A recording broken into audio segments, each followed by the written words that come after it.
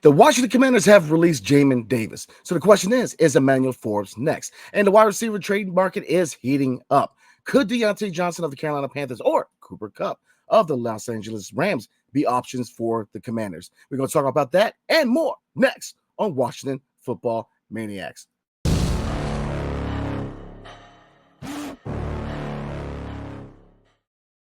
What's up, everybody? It's your boy, Brandon Scott again, and we have a lot to talk about today. The Washington Commanders have formally released Jamin Davis, so the natural question is Emmanuel Forbes next? And how bad was the Ron Rivera era when it came to first-round picks? We're going to take a look at that. And the wide receiver trade market is heating up with Deontay Johnson being an option for the Commanders and Cooper Kupp.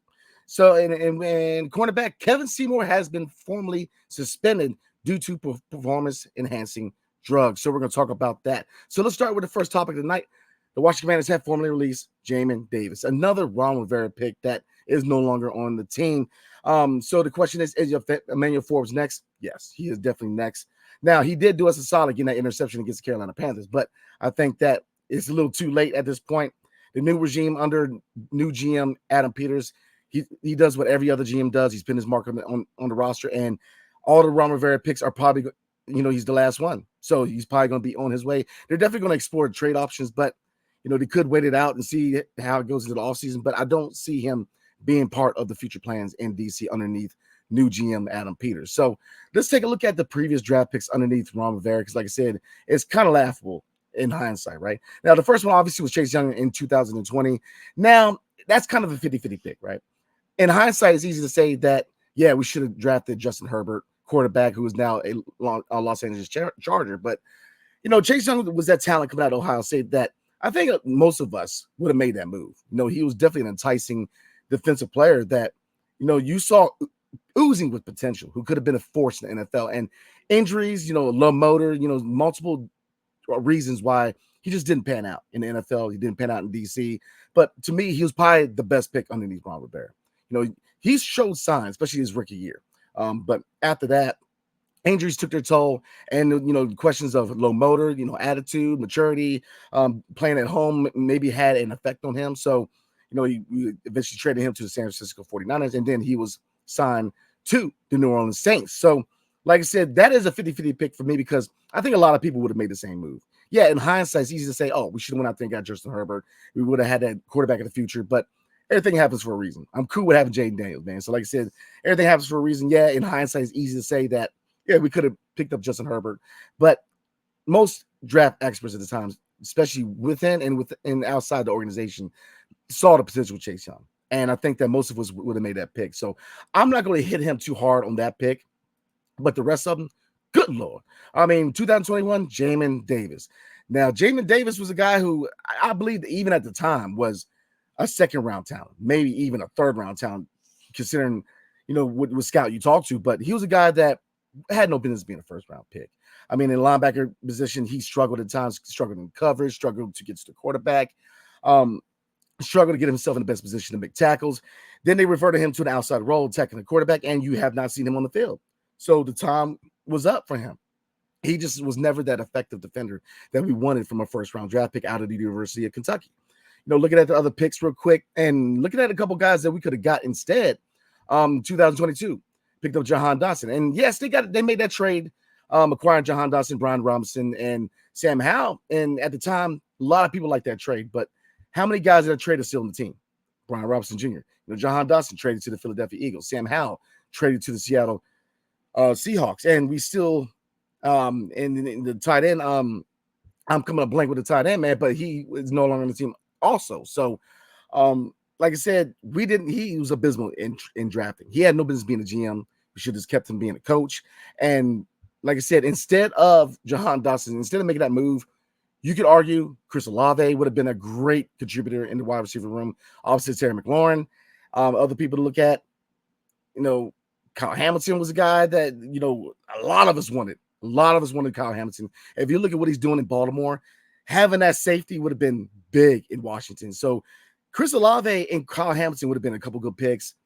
They reached, and now they're paying for it because, like I said, Jahan Dotson never lived up to that first-round pick status, and now he is a Philadelphia Eagle. And it looks like now he's probably playing his way out of Philly. So, and after that, I hate to say it, but he might get picked up by another team, but his career is looking more and more like he's not going to be that guy as a first round pick. And his career is really in jeopardy right now because he's been ineffective overall. And then last year's pick, Emmanuel Forbes. Instead of Emmanuel Forbes, we could have got Christian Gonzalez, who is playing good defense in New England as a number one corner. Now, we've definitely had some misses. Ron Rivera took his risk, and time again, he failed. And it just shows you how abysmal the Ron Rivera era was. Now, as a coach, he had his flaws. He had his pros and cons. I will say that, I felt like he was a good guy. But as a coach, you always wanted more out of Ron Rivera and his staff. Whether, it was Scott Turner at OC, whether it was Bieniemy, he just never had the staff to really back him up. He didn't have the right pieces around him in the coaching staff to really support him. And you could argue that the risk went into his coaching too, because he took a lot of risk on the field. And time again, it really cost his team. So the question is Emmanuel Forbes next? And I would say, yeah, I would definitely look to trade Emmanuel Forbes. And if he's not tradable, you move on from him. And you can make the case, yes, maybe wait till the season's over, because right now we're struggling in the secondary, especially at cornerback. So to make that move right now at the trade deadline, depending on what you get in return, would be a reason why I would move on from Emmanuel Forbes. He's definitely gone by the offseason, in my opinion, unless he really takes that step forward this season. But right now, I haven't seen enough to really say that he's lived up to his first round draft status, because he hasn't. He has struggled. He came out of Mississippi State as a ball hawk, but with his size, he's not a big guy. His inability to guard bigger receivers like an AJ Brown, his inability to tackle bigger guys, and really his ball skills has been questionable at times. He's been burnt more than he's really hit pay dirt when it comes to deflections or interceptions. And again, none of these guys have lived up to their first round status. So the Ron Rivera era was very abysmal. He had no business being a GM. Coaching wise, I get at the time he was that big name coach coming out of Carolina, having 1 year at 15-1 with Cam Newton at quarterback, but he just never had the proper coaches around him, in my opinion. Scott Turner just wasn't it. Eric Bieniemy was doing too much, and he just didn't have that coaching staff like previous regimes, which if you didn't look at the amount of coaching that came out of DC, with his Mike Shanahan, and the list goes on, he just didn't have those coaches like we usually have, man. The Mike McDaniels came out of DC. A lot of Matt LaFleur, and the list goes on. The coaches came out of DC, and he didn't have those coordinators to support him like previous coaches did. So, like I said, his era goes down as a really abysmal era in the history of this team, because all of his draft picks are no longer on the team except for Emmanuel Forbes at this point, obviously. So, Chase Young did not live up to being that pick. Jamin Davis, Jahan Dotson, and Emmanuel Forbes, none of them have lived up to their draft status. And you can argue that outside of Chase Young, all of them probably were second round, if not maybe third round pick prospects. So he definitely he took a lot of risk, not only on the field, but in the draft. And it cost him his job. And it really cost us his time, because those 4 years, if you look at the amount of talent we could have acquired in those 4 years, this could have been a better team a lot sooner. Again, Kyle Hamilton and Christian Gonzalez make this a really good team. You can argue Chris Olave makes this, we don't have the issues finding that number 2 receiver opposite Terry McLaurin if we have Chris Olave. So, like I said, his 4 draft choices, him taking all the risks he did, it cost his franchise 4 years, in my opinion. So, like I said, Emmanuel Forbes is next on the chopping block, and I definitely think that they're going to scour the trade market and see if they can get a trade in motion. But if not, they might let him play out the year, and he's probably gone by the offseason. So, like I said, another Ron Rivera pick is on his way out of the nation's capital. So, the wide receiver trade market is heating up. Devontae Adams is a New York Jet, and look, DeAndre Hopkins is now a Kansas City Chief. So, there's a couple big names that I think could fit really well in DC opposite of Terry McLaurin and give Jaden Daniels another weapon. Number 1, Deontay Johnson. We already covered him in a previous video. Yes, realistically, you want a bigger receiver, 6'3", 6'5", a more physical receiver opposite of Terry McLaurin, who is more of a deep threat type of receiver. Deontay Johnson doesn't fit the mold of that size, but his playmaking ability, I think, would do well here in DC. And like I said, I've covered a potential Deontay Johnson trade coming from Carolina, but I was at the Carolina Panthers and Washington Commanders game, and you see the frustration with the Carolina Panthers, man, especially Deontay Johnson. You see the frustration, the issues with Bryce Young, the issues with Andy Dalton now. Yeah, you threw 3 picks. Deontay Johnson is a guy who wants to go to a team where he can be, utilized to a greater effect than he is in Carolina. I think that the Washington Commanders provide him that opportunity. So that, looking between him and Cooper Kupp, because we're about to talk about Cooper Kupp, because he's probably the best route running wide receiver outside of Devontae Adams in the NFL. And he does carry a lot more as far as what it would take to acquire him. But I think between him and Cooper Kupp, he's the more realistic option.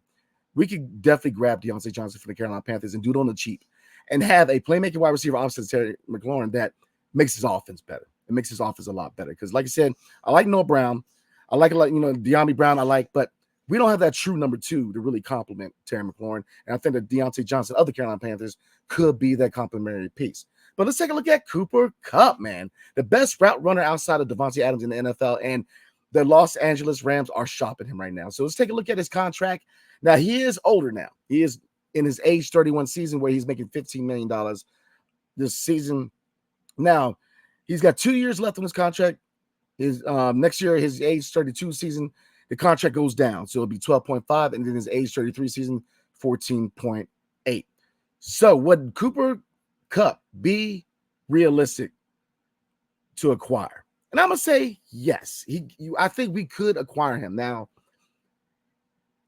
am I happy about giving up a second-round pick? I'm going to say no. That is the asking price right now. They want a second-round pick for him, and I don't want us giving up any picks. I think we're in a position right now where I don't think it's a rebuild. I think it's retool. I think we're better, a lot faster than a lot of people thought we were, even though I do believe we're going to still have our growing pains. I think we very well could be a playoff team, but we're going to be an early exit playoff team because the defense and secondary, there's certain things that we need to address before we really make a serious run in the playoffs. But Cooper Kupp is intriguing because, like I said, his contract is not a back-breaking contract. The biggest thing with him is injury. Let's take a look at his stats overall. If you look at the last 3 years, if you look from 2017 to 2021, there's only 1 year, which is 2018, where he missed significant games, where he only played 8 games and started 8 games in 2018. But 2017, he played 15, started 6. 19, played 16, started 14. 2020, played 15, started 12. And 2021, he played 17 and started 17 games, which was also his career season where he had got 145 receptions for 1,947 yards and 16 touchdowns. Now, once we hit 2022, things started to go downhill with injuries. 2022, he plays 9, starts 9. 2023, plays 12, starts 12. And then this year so far, he has played 2 games and started both games. So the talent is there.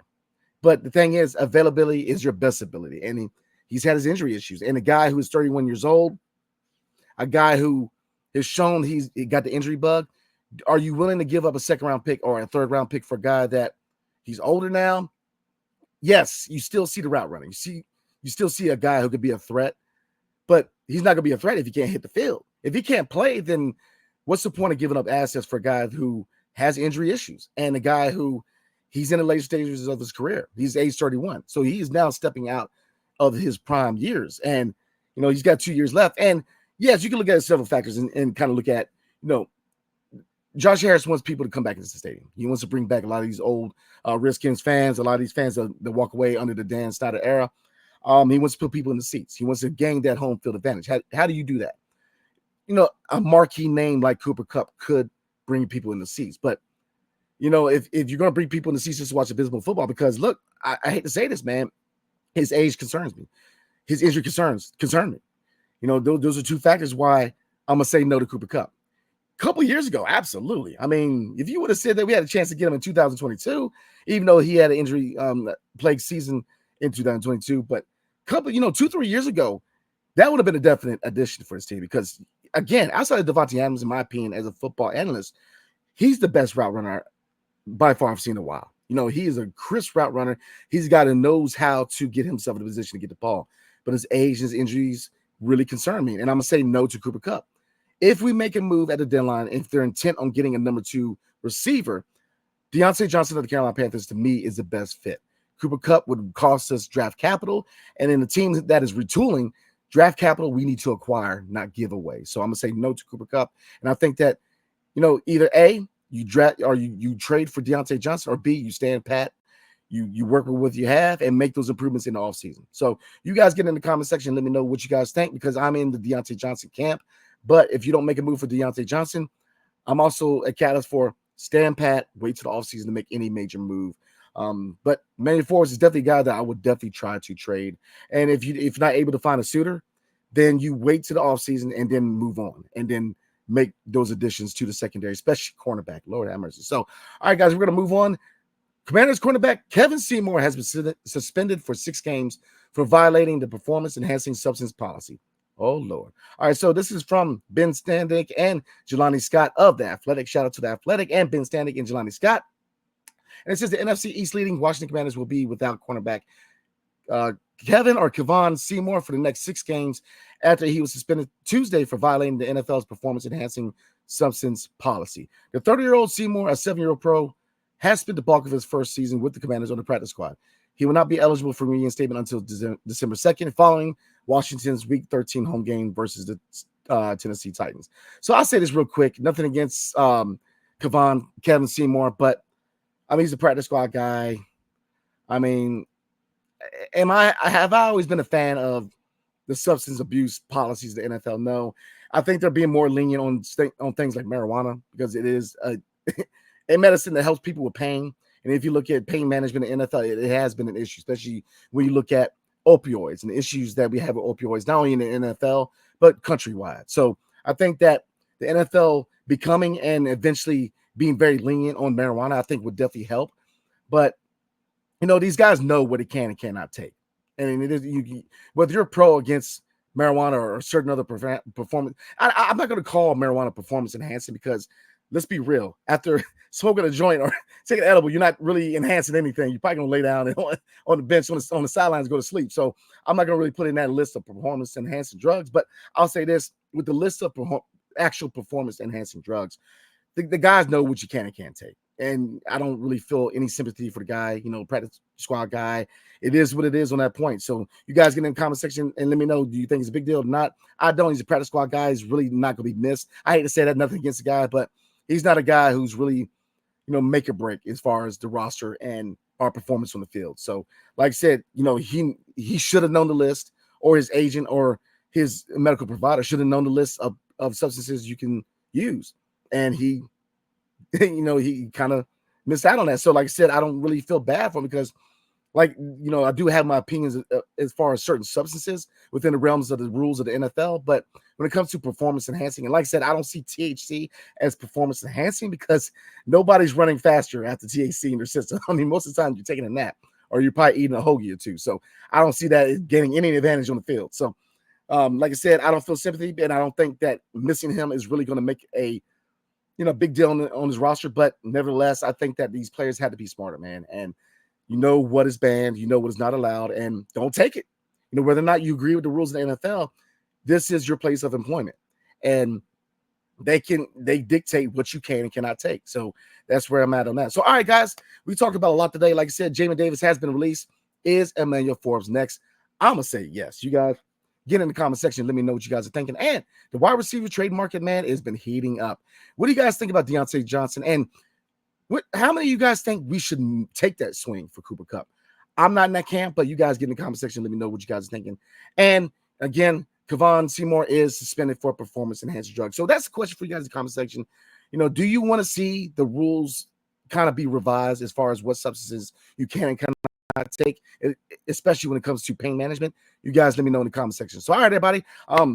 This week coming up, we're going to do a preview for the Chicago Bears. I'm about to say Bulls, y'all. Chicago Bears game versus the Washington Commanders. So me and Greg are going to give you guys a proper preview. And like I said, on Sunday, we will be going live following the game. So definitely rock with your boys over here at Washington Football Maniacs. Because, man, we call Maniacs because we a little bit crazy over here, y'all. So like I said, definitely consider being a member of the Washington Football Maniacs, man. A lot of good content coming your way. We got some guests on slate for within the next couple months, man. Maybe a player or two. Who knows? You guys tune in and find out. So like I said, definitely appreciate y'all. We will see you guys next time. Hail to the Commanders and peace.